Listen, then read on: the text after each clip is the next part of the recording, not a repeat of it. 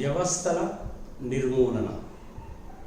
ఈ వీడియోలో మనము భారత రాజ్యాంగానికి అనుగుణంగా రాజ్యాంగంలో పొందుపరిచినటువంటి విధంగా ఉన్నటువంటి అనేక రకమైనటువంటి వ్యవస్థలని over a period of time, ప్రత్యేకించి ఈ 4-5 సంవత్సరాల్లో కేంద్ర ప్రభుత్వం కానీ రాష్ట్ర ప్రభుత్వం కానీ ఇద్దరూ కలిసి కానీ ఏ విధంగా గ్రాడ్యువల్గా తెలిసి తెలియకుండా చాప కింద నీళ్ళ వ్యవహారంలాగా నిర్మూలించుకుంటూ వచ్చారు అనేటువంటి దాని గురించి నాకు తెలిసిన మేరకు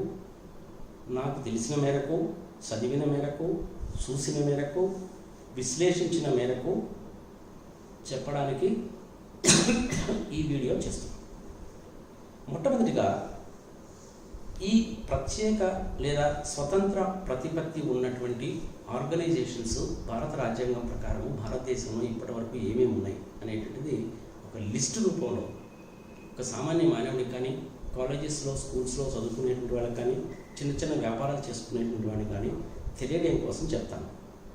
రిజర్వ్ బ్యాంక్ ఆఫ్ ఇండియా, రెండవది బ్యాంక్స్, మూడవది controller and auditor general of India, నాలుగవది ఎన్ఫోర్స్మెంట్ డైరెక్టరేట్, ఐదవది సెంట్రల్ బ్యూరో ఆఫ్ ఇన్వెస్టిగేషన్, ఆరవది ఎలక్షన్ కమిషన్, ఏడవది పంచాయత్ రాజ్ వ్యవస్థ, దాని తర్వాత వచ్చేటువంటిది స్పీకర్ వ్యవస్థ, దాని తర్వాత గవర్నర్ వ్యవస్థ, దాని తర్వాత ఇంతకుముందు ప్లానింగ్ కమిషన్ అనేవాళ్ళు ఇప్పుడు నీతి ఆయోగ్ అనుకుంటున్నారు.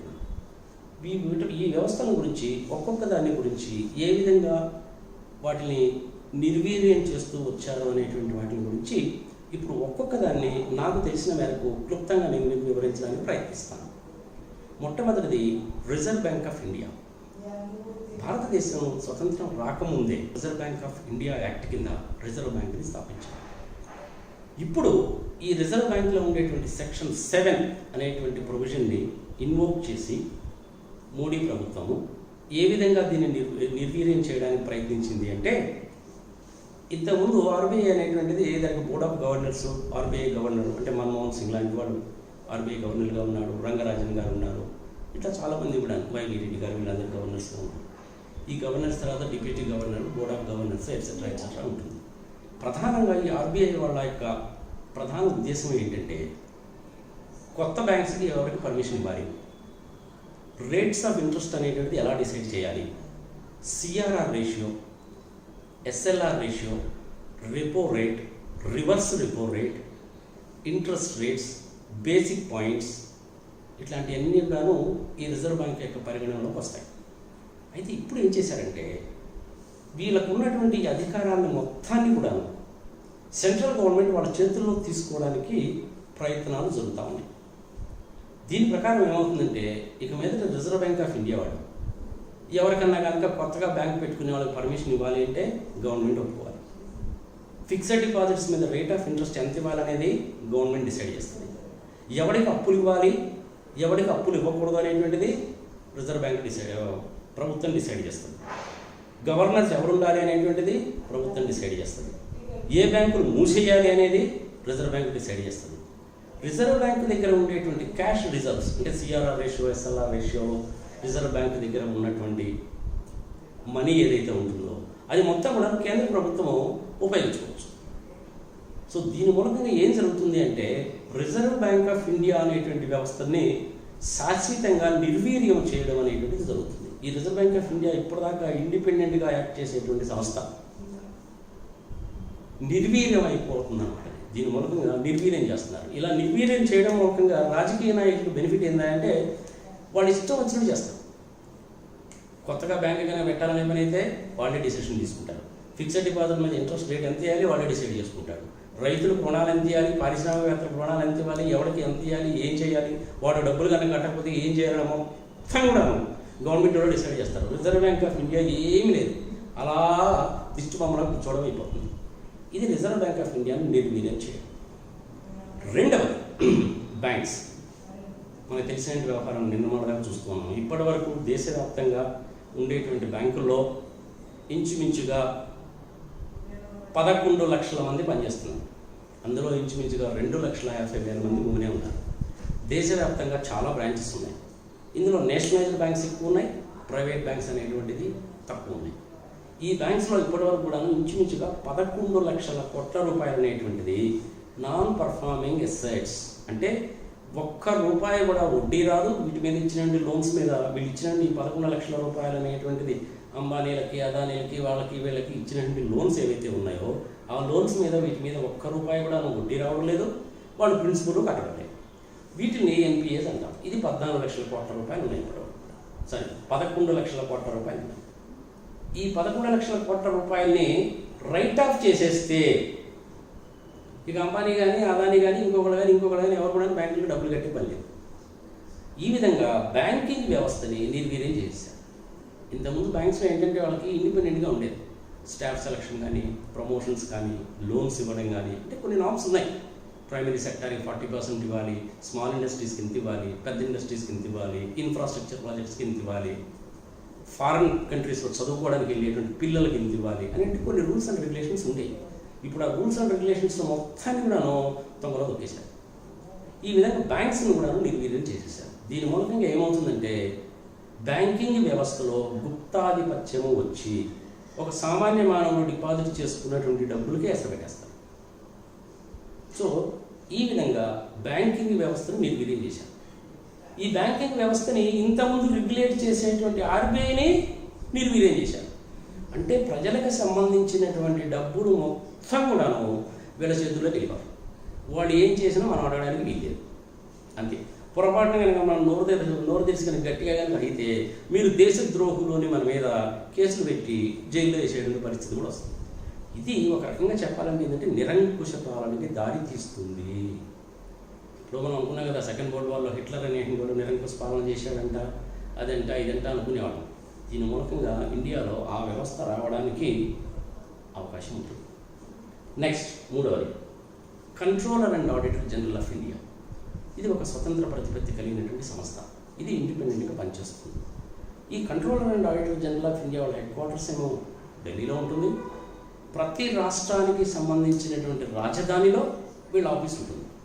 వీళ్ళు ఏం చేస్తారు అనేసి అంటే ప్రభుత్వానికి సంబంధించినటువంటి అకౌంట్స్ మొత్తాన్ని కూడా ఆడిట్ చేస్తారు. ఆడిట్ చేసి ప్రభుత్వానికి రిపోర్ట్స్ ఇస్తారు. మీకు ఒక చిన్న ఉదాహరణ చెప్తాను. ఆంధ్రప్రదేశ్లో పట్టుసీమల గురించి మీ అందరికీ బాగా తెలిసినటువంటిది. ఆ ప్రాజెక్టులో అనేది ఏం జరిగిందని, పట్టుసీమ ప్రాజెక్ట్ అనేటువంటిది గోదావరిలో ఉన్నటువంటి నీళ్లను తీసుకొచ్చి రాజశేఖర్ రెడ్డి గారు తవ్వినటువంటి పోలవరం ప్రాజెక్టుకి సంబంధించిన రైట్ కెనాల్లో నుంచి కృష్ణా నదిలోకి తీసుకొచ్చి కలిపి కృష్ణా డెల్టాని స్థిరీకరణ చేయడం అనేటువంటిది ప్రధానమైనటువంటి ఉద్దేశం. కోర్స్ పోలవరం ప్రాజెక్ట్ కనుక పూర్తయితే కనుక అసలు పట్టుసీమ వేస్ట్ అనుకోండి, దట్ ఇస్ డిఫరెంట్.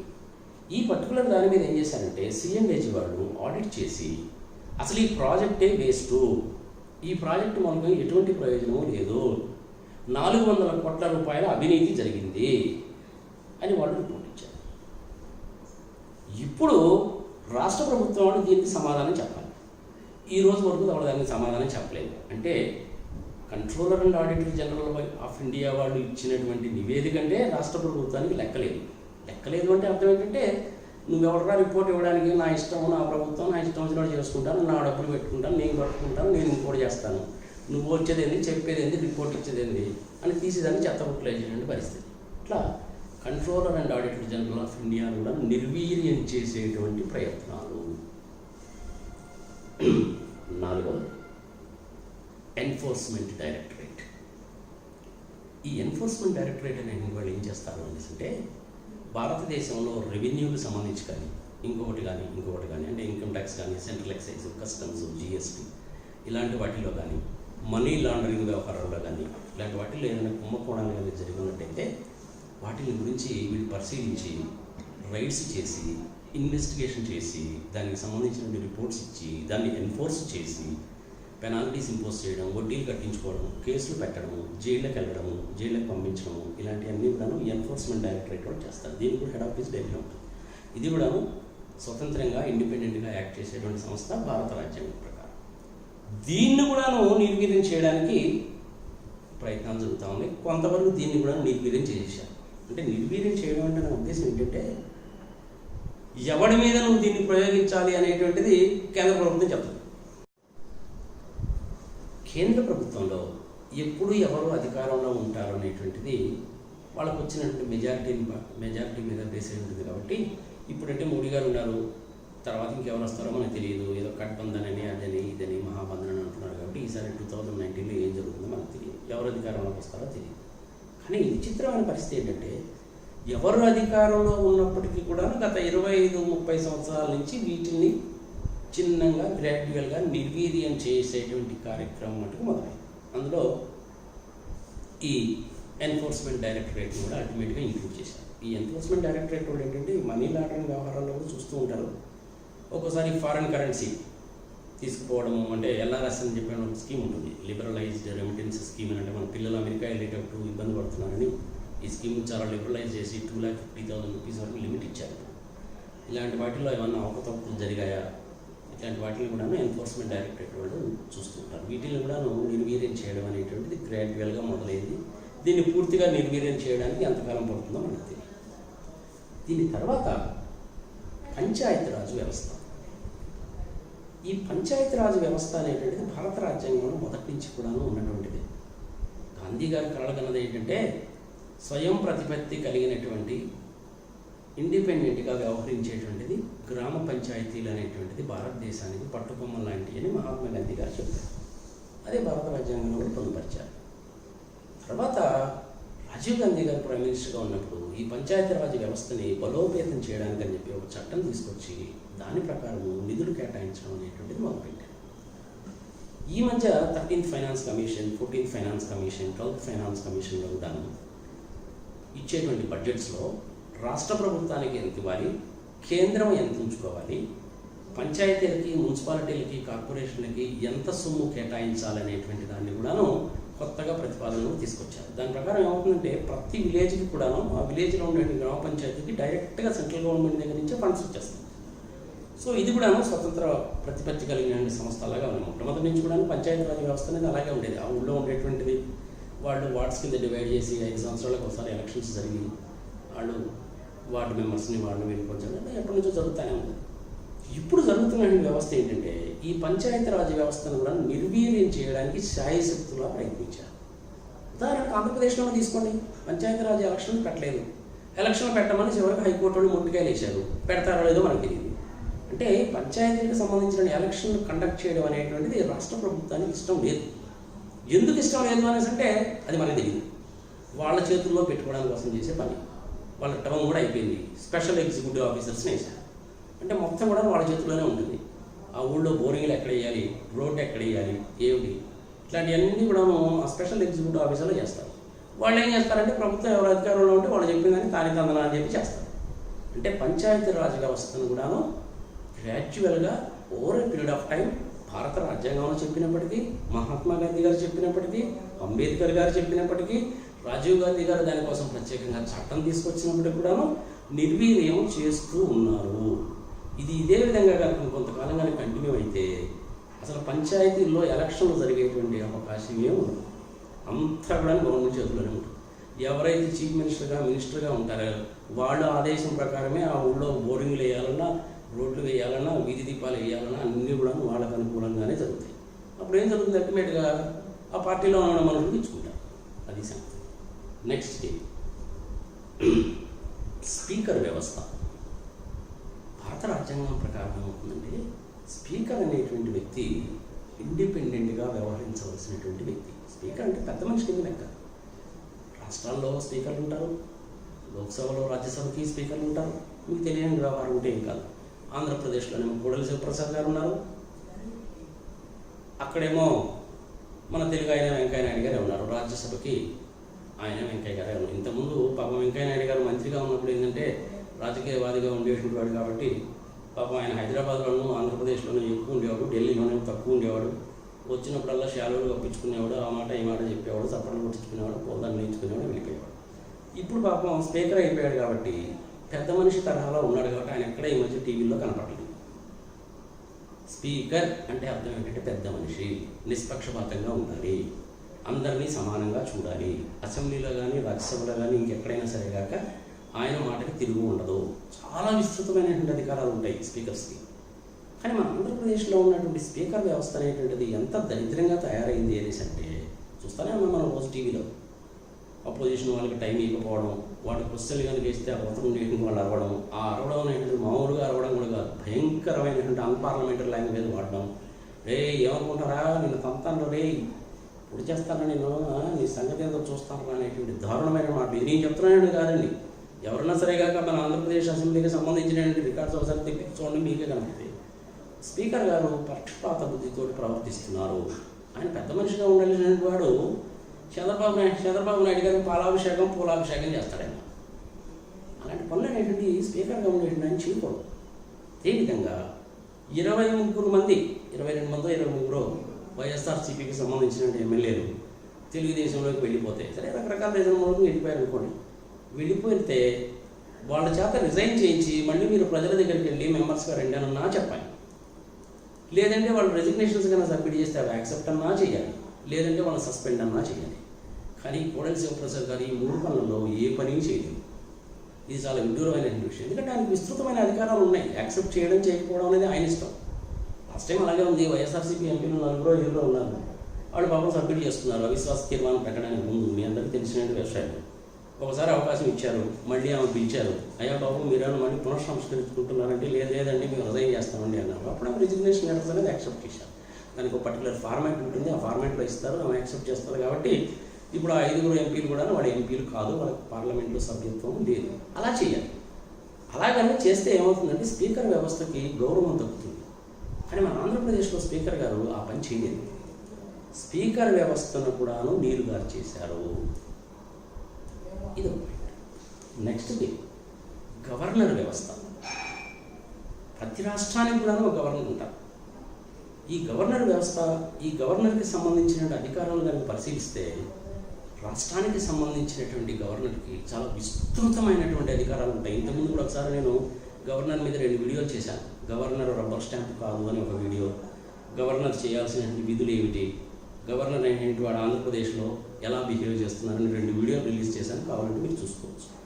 ఈ గవర్నర్ వ్యవస్థను కూడాను నిర్వీర్యం చేసేసారు. అంటే అల్టిమేట్గా వీళ్ళ ఉద్దేశం ఏంటంటే అసలు ఈ గవర్నర్ వ్యవస్థను అసలు నిర్మూలించాలి అనేటువంటిది వీళ్ళ అల్టిమేట్ ఆబ్జెక్టివ్. సరే, మన 2 తెలుగు రాష్ట్రాలకి గవర్నర్గా ఉన్నటువంటి నరసింహన్ గారు ఏం చేస్తుంటారో మీకు తెలుసు. వైఎస్ఆర్సీపీకి సంబంధించినటువంటి ఎమ్మెల్యేలని స్పీకర్ గారు చేయకపోతే కనీసం గవర్నర్ గారైనా చేసి ఉండాల్సింది. ఆయన చేయలేదు. 4 మంత్రులనేమో మంత్రులు చేశారు. ఆ మంత్రుల చేత ఈయన ప్రమాణ స్వీకారం కూడా చేయించాడు.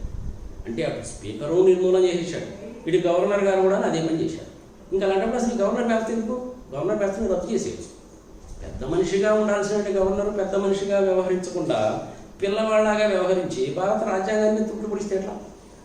ఆయన బడ్జెట్స్ గురించి అడగడం, బడ్జెట్ అలొకేషన్స్ గురించి అడగడం, ఆ పార్టీ నుంచి ఈ పార్టీకి జంప్ చేస్తే ఇది తప్పయ్యా అని చెప్పడం, కానీ మంత్రుల చేత ప్రమాణ స్వీకారం చేయిస్తాడు. హైకోర్టు ఎందుకు కట్టరని చెప్పి అడగడు. ఇంకొకటి ఏది అడగడు. నిమ్మక నీరెత్తినట్టు అలా కూర్చుంటాడు. విచిత్రమైన విషయం ఏంటంటే మన ఆంధ్రప్రదేశ్ తెలంగాణ రాష్ట్రాలకు గవర్నర్గా ఉన్నట్టు నరసింహన్ గారు సెంట్రల్ గవర్నమెంట్లో ఎవరున్నా సరే ఈయనమాట గవర్నర్గా కంటిన్యూ అవుతాడు. ఇంకా ఆయన ఎన్నాళ్ళు ఉంటాడో మనకైతే తెలియదు, కానీ ఐ థింక్ 10-12 సంవత్సరాల నుంచి ఆయన ఉన్నట్టున్నాడు. ఈయన గవర్నర్ హోదాకి ఈయన మచ్చ తెచ్చాడు అనేటువంటిది నేను అనుకుంటున్నాను. దయచేసి క్షమించాలి. నాకు తెలిసిన పరిజ్ఞానం మేరకు చెప్తున్నాను నేను. This is not the way a governor is suppose to behave. This is not the way a speaker is suppose to behave as a speaker governor ఇద్దరు కూడా పెద్ద మనుషులు. పెద్ద మనుషులే ఈ విధంగా చేస్తే ఇంకా మిగిలిన వాళ్ళు ఎందుకు చేయరు? ప్రజలకు రక్షణ ఎక్కడ ఉంటుంది? ఇది చాలా అన్యాయమైన విషయం. ప్రజలు దీని గురించి తీవ్రంగా ఆలోచించాలి. చివరిది నీతి ఆయోగ్. ఇంతకుముందు ప్లానింగ్ కమిషన్ ఉండేది. మోడీ గారు వచ్చిన తర్వాత ఈ ప్లానింగ్ కమిషన్ తీసి పక్కన పెట్టి నీతి ఆయోగ్ అన్నాడు. ఈ నీతి ఆయోగ్ వాళ్ళు చేస్తున్న పనులు కూడా ఇంచుమించుగా అలాగే ఉన్నాయి. ఇంకా నీతి ఆయోగ్ కూడా ఏం చేయాలంటే ప్రభుత్వానికి అడ్వైజ్ ఇస్తారు. దేశవ్యాప్తంగా రాష్ట్రాలకి కేంద్ర ప్రభుత్వానికి ఇంత ఇన్కమ్ ఉంటుంది, కేంద్ర ప్రభుత్వానికి ఇంత ఇన్కమ్ ఉంటుంది, ఈ ఇన్కమ్ని ఈ విధంగా ఎలకేట్ చేయాలి, దీనికి ఇంత ఇవ్వాలి, దీనికి ఇంత ఇవ్వాలి, ఈ ప్రాజెక్ట్కి ఇంత ఇవ్వాలని చెప్పి నీతి ఆయోగ్ కూడా రికమెండ్ చేస్తారు. ఆ రికమెండేషన్ మాత్రమే చేస్తారండి. గుర్తుపెట్టుకోండి, నీతి Aayog is only recommendatory body. ఈ విధంగా చేస్తే బాగుంటుందని మాత్రమే వాడు చెప్తారు. వాడు చెప్పింది చేయకపోవడం అనేటువంటిది మోడీ గారి ఇష్టం, క్యాబినెట్ గారి ఇష్టం. దానికి రాష్ట్ర ప్రభుత్వాలు యాక్సెప్ట్ చేయొచ్చు, అబ్జెక్షన్ చెప్పచ్చు. That is a different issue altogether. వాళ్ళు ఓన్లీ రికమెండేటరీ బాడీ కింద మాత్రమే ఉంటారు. ఆ రికమెండేటరీ బాడీని కూడాను ఇప్పుడు నిర్వీర్యం చేశారు. నెక్స్ట్ వ్యవస్థ సెంట్రల్ బ్యూరో ఆఫ్ ఇన్వెస్టిగేషన్.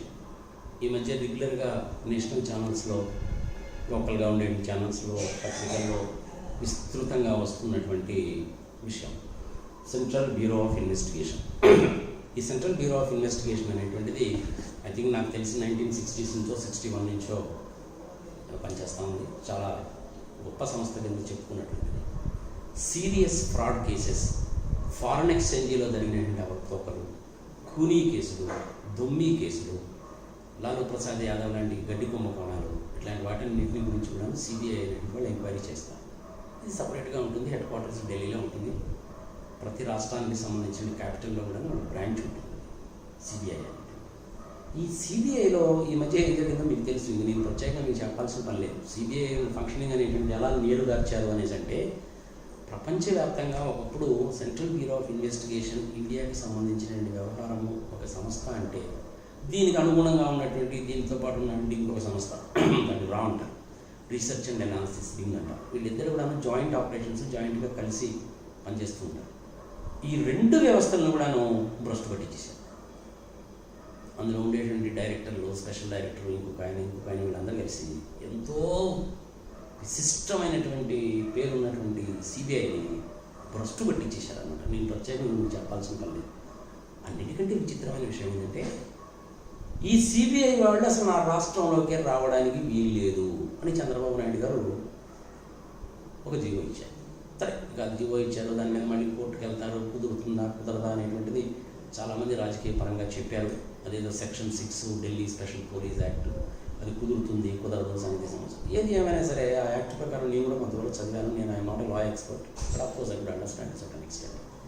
దాని ప్రకారం ఆ అబ్స్ట్రాక్ట్ అది చూస్తే తెలిసిన వ్యవహారం ఏంటంటే, సిబిఐ వాళ్ళు ఏదన్నా కనుక ఎంక్వైరీ కనుక చేయాలంటే రాష్ట్ర ప్రభుత్వం యొక్క అనుమతితోటి లేదా రాష్ట్ర ప్రభుత్వం అడిగితే చేయొచ్చు, లేకపోతే వాళ్ళ రాష్ట్ర ప్రభుత్వాన్ని అనుమతి లేకుండా చేయడానికి వీల్లేదు. కానీ ఇక్కడ ఉన్న చిన్న విసులుబాటు ఏంటంటే, చంద్రబాబు నాయుడు గారు ఈ రకమైన జీవో ఇచ్చినప్పటికీ, అంటే అది ఐటీ దాడులు కావచ్చు, అగ్రిగోల్డ్ కేసు కావచ్చు, జగన్మోహన్ రెడ్డి హత్యా ప్రయత్నం కావచ్చు, ఇంకోటి ఏదైనా సరే, కోర్టులు కనుక ఇంటర్ఫియర్ కనుక అయినట్లయితే, కోర్టు కనుక ఆర్డర్ కనుక ఇచ్చినట్లయితే సిబిఐ వాళ్ళు ఎంటర్ అయ్యి దాన్ని ఇన్వెస్టిగేట్ చేయొచ్చు.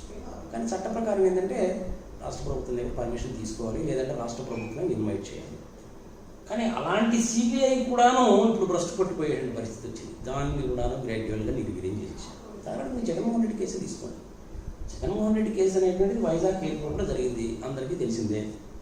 అంతకుముందు 3 నెలల నుంచి సీసీ కెమెరాలు పనిచేయట్లేదు, అదే పెద్ద తప్పు. చదువు సంఖ్య సరిగా లేనటువంటి వాడిని తీసుకొచ్చి 8 నెలల నుంచి టెంపరీ పాస్ ఇచ్చి లోపలికి ఎంట్రీ ఇవ్వడం అనేటువంటిది తప్పు. వాడు ఆయుధాలతో రావడం అనేటువంటిది ఇంకా తప్పు. ఇవన్నీ పోగా ముఖ్యమంత్రి గారు ప్రత్యేకంగా మీటింగ్ పెట్టి వాడు వైఎస్ఆర్సీపీ మనిషి చెప్పడం అనేది అది ఇంకా తప్పు. సరే, ఆ వ్యవహారం అంతా జరిగిపోతుంది. జనరల్గా ఏంటంటే ఆ ఇంటర్నల్ ఎయిర్పోర్ట్స్ అనేటువంటి అన్నీ కూడాను సెంట్రల్ రిజర్వ్ పోలీస్ కింద ఉంటాయి. వాళ్ళకు మాత్రమే పర్మిషన్ ఉంటుంది. ఇంతకుముందు జగన్మోహన్ రెడ్డి గారు వైజాగ్ ఎయిర్పోర్ట్లో దిగితేనేమో స్టేట్ పోలీసులు లోపలికి వెళ్ళి ఆయన రన్వే మీదనే అరెస్ట్ చేసి మళ్ళీ విమానం ఎక్కించి హైదరాబాద్ పంపించేస్తారు. అప్పుడు మనకు స్టేట్ గవర్నమెంట్ కూడా లోపలికి వెళ్ళవచ్చు. ఈ విషయం జరిగిన తర్వాత మనకు స్టేట్ గవర్నమెంట్కి సంబంధం లేదు, సెంట్రల్ గవర్నమెంట్కి మాత్రమే సంబంధం ఉంది. ఇది బ్లేమ్ గేమ్ అనమాట. అంటే ఎవరు ఏం చేస్తారనేటువంటిది ప్రజలకు తెలియదు అని చెప్పి వీళ్ళు అనుకుంటున్నారు. ఇది వాడి ఫైనాన్షియల్ స్టేటస్ ఏంది, వాడి ఫ్యామిలీ పరిస్థితి ఏంది, వాడు ఏం చదువుకున్నాడు, ఎన్ని రోజుల నుంచి ఉన్నాడు, ఎలా చేస్తున్నాడు, కత్తులు పెట్టుకుని లోపలికి వస్తే సెక్యూరిటీ వాళ్ళు ఏం చేస్తున్నారు, అసలు 3 నెలల నుంచి సీసీ కెమెరాలు ఎందుకు పని చేయట్లేదు, ఇవన్నీ కూడాను ఒక్కొక్కదాన్ని డీటెయిల్గా అనాలిసిస్ చేసుకుని కనుకపోతే ఇదేదో పర్పస్ఫుల్గా ఇంటెన్షనల్గా ఉద్దేశపూర్వకంగా చేసినట్టు కనపడుతుంది. ఎనిహో నేను అంత పెద్ద ఎక్స్పర్ట్ కాదు, anyhow let the court decided అన్నట్టు. సో ఈ విధంగా ఏంటంటే ఈ కేంద్ర ప్రభుత్వానికి సంబంధించిన సంస్థలు, ఇండిపెండెంట్గా పనిచేసిన సంస్థలను కూడాను గ్రాడ్యువల్గా నిర్వీర్యం చేయడం అనేటువంటిది మొదలుపెట్టారు. నెక్స్ట్ థింగ్, ఇవన్నీ పోయిన తర్వాత ఎలక్షన్ కమిషన్ ఒకటి మిగిలింది. ఇప్పటివరకు కూడాను ఎలక్షన్ కమిషన్ అనేటువంటిది హెడ్ ఆఫీస్ ఢిల్లీలో ఉంటుంది. ఎంపీ ఎలక్షన్స్ ఇట్లాంటి ఎన్ని కానీ జరపాలి అనేసన్నా, ఎమ్మెల్యే ఎలక్షన్స్ జరపాలన్నా కానీ ఈసీ వాళ్ళు రంగంలో దిగుతారు. ప్రతి స్టేట్లో కూడాను స్టేట్ ఎలక్షన్ కమిషన్ ఉంటుంది. ఆ స్టేట్ ఎలక్షన్ కమిషన్ కూడా ఇండిపెండెంట్ బాడీ కిందనే ఉంటుంది. ఇది కాకుండా గవర్నమెంట్లో ఎలక్షన్ డిపార్ట్మెంట్ సపరేట్గా ఉంటుంది. దానికి చీఫ్ ఎలక్టరల్ ఆఫీసర్ అని సిఇఓ అని చెప్పి ఒక designated IAS officer, senior IAS officer. ఈ రాష్ట్రానికి సంబంధించినటువంటి పంచాయతీరాజ్ ఎలక్షన్స్, మున్సిపల్ ఎలక్షన్స్, కార్పొరేషన్కి సంబంధించిన ఎలక్షన్స్ మొత్తం కూడా ఈ స్టేట్ ఎలక్షన్ కమిషన్ చూస్తుంది. ఈ ఎమ్మెల్యేలు ఎంపీలకు సంబంధించినటువంటి ఢిల్లీలో ఉండేటువంటి ఎలక్షన్ కమిషన్ వాళ్ళ ఆధ్వర్యంలో జరుగుతుంది. ఈ ఎలక్షన్ కమిషన్ కూడాను నిర్వీర్యం చేయడానికి ఇప్పటి నుంచి ఇంతకుముందు నుంచే గ్రాడ్యువల్గా మొదలైందన్నమాట. అంటే నిర్వీర్యం చేయడం అంటే ఎలా చేస్తారు అనేసి అంటే,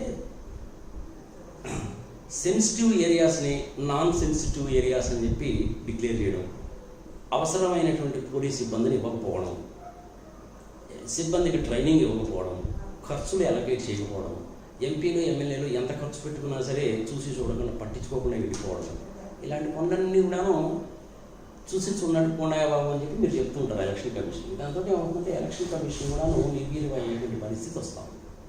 ఈ ఆంధ్రప్రదేశ్లో జరుగుతున్న వ్యవహారం చూస్తే నిజంగా ఎంత ఆశ్చర్యం వేస్తుందంటే, ఎమ్మెల్యే అంటే 25 కోట్లు, ఎంపీ అంటే 100 కోట్లు.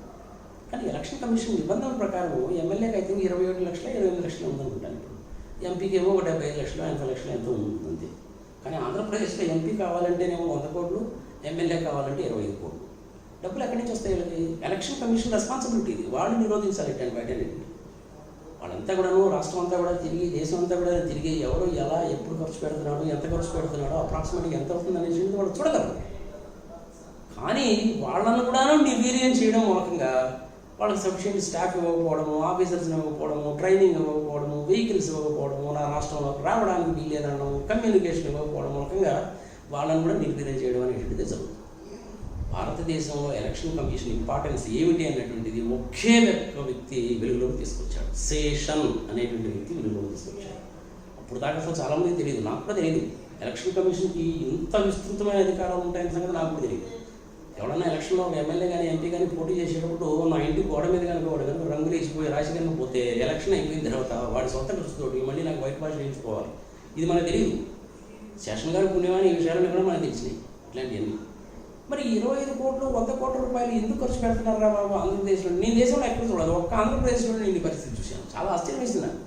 దేశంలో ఎక్కడ కూడాను ఇంత దారుణంగా స్పెండ్ చేయడం అనేటువంటి ఉండదు. మరి వీళ్ళు డబ్బులను ఎక్కడి నుంచి సంపాదిస్తున్నారు? 100 కోట్ల రూపాయలు విలువ చేసేటువంటి ప్రాజెక్ట్ని 150 కోట్ల రూపాయలు పెంచుతారు. ఆ 50 కోట్ల రూపాయలన్నింటినీ తీసుకొచ్చి ఇక్కడ పెడతారు. అది మొత్తం బ్లాక్ మనీ. ఆ బ్లాక్ మనీని ఎలక్షన్లో ఉపయోగిస్తారు. సో 100 కోట్ల రూపాయలు అనేటువంటిది ఎంపీ కావడానికి ఖర్చు పెట్టాలి, 1000 కోట్ల రూపాయలు సంపాదించాలి. పార్లమెంట్ భవనంలోకి వెళ్ళి చూస్తే మన తెలుగు ఎంపీలు అందరూ కూడా ఆ పార్లమెంట్ చుట్టూ కారిడార్లో తిరుగుతూ ఉంటారు. ఒక్కడు కూడా లోపల కూర్చోడు. ఆంధ్రప్రదేశ్ విభజన చట్టం చూసాం కదండి మనం. ఎంత దారుణంగా విధించారో చూశారు మీరు. 20 నిమిషాల పాటు మైకులు పీకేసి లైవ్ టీవీ ఆపేసి అంత దారుణంగా విభజిస్తే అసలు యాక్చువల్గా ఉండాల్సినటువంటి పార్లమెంట్లో ఉండాల్సినటువంటి మెంబర్లు లేరు. ఓటింగ్ అనేది జరిగితే ఓడిపోతారని తెలుసు. అందుకని బీజేపీ వాడు కాంగ్రెస్ వాడు ఇద్దరు కలిసి అంత దారుణంగా విడగొడతారు. సరే విడగొట్టారు. యాక్ట్ ఏదో రాశారు. మళ్ళీ అందులో పోలవరం ప్రాజెక్ట్ ఇంక్లూడ్ చేశారు, చేయలేదు. స్పెషల్ స్టేటస్ ఇస్తామన్నారు, లేదు. సెకండ్ సార్ ఆ గొడవ అంతా కూడా మనకు తెలిసిందే. That is the different thing. దాన్ని కూడా చివరికి నిర్వీర్యం చేశాను. సో ఈ విధంగా ఏంటంటే వీళ్ళు ఎలక్షన్లో అన్యాయంగా అక్రమంగా సంపాదించిన డబ్బులు ఇంతకుముందు ఒక వీడియోలో చెప్పాను నేను, మీకు ఇన్కమ్ ట్యాక్స్ గురించి చెప్తున్నాను, ఈ వీడియోలో చెప్పాను నేను. ఈ విధంగా ప్రతి వ్యవస్థను కూడాను నిర్వీర్యం చేసేసి వాటిని పనికిమాలిన వాటిని చేసేసి వీళ్ళ అధికారం కోసం, స్వార్థం కోసం, కంటిన్యూ చేయడం కోసం, మళ్ళీ డబ్బులు సంపాదించుకోవడం కోసం, తరతరాలుగా వాళ్ళే ఉండడం కోసం చేసేటువంటి పనులు. ఇదే విధంగా భారతదేశంలో వ్యవస్థను నిర్మూలన కనుక చేస్తే, ఇదే విధంగా కొంతకాలం కనుక కంటిన్యూ అయితే మా ఏజ్ గ్రూప్లో ఉండేటువంటి వాళ్ళు మాకేం ప్రాబ్లం ఉండదు. 20 ఏళ్ళు ఉంటాం పోతాం. కాలేజీల్లో చదువుకునేటువంటి విద్యార్థులు, engineering, medical, MBA, LLB, M Pharmacy చదువుకునే స్టూడెంట్స్, రోడ్ల మీద పూలు పాలు పండ్లు అమ్ముకునేటువంటి వాళ్ళు, చిన్న చిన్న వ్యాపారస్తులు, వీళ్ళందరూ కూడాను చాలా దుర్భరమైనటువంటి పరిస్థితుల్లోకి నెట్టివేయబడడం అనేది జరుగుతుంది. అల్టిమేట్గా దీని వ్యవహారం ఎంత దూరం ఉంటుందంటే నిరంకుశ పాలన వస్తుంది.